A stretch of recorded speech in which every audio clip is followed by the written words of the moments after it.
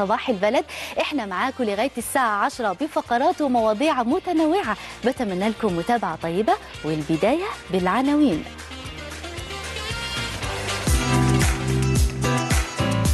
مئة يوم صحة قدمت 84,789,000 خدمة طبية مجانية خلال 58 يوما. فيريرا يفاضل بين مصدق واسماعيل لتعويض الونش في مباراة الزمالك والمصري.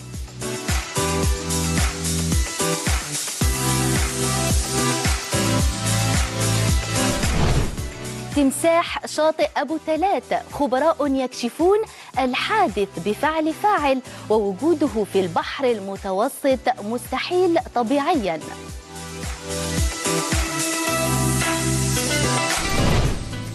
صندوق مكافحة الإدمان تقديم خدمات علاجية ل10,000 مريض مجانا في 8 أشهر.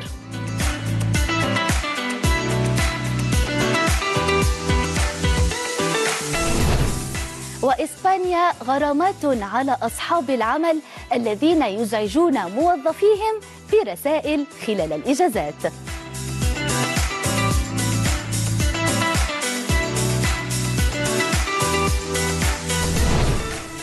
جنود إسرائيليون بغزة يعانون من أمراض جلدية بسبب بق الفراش.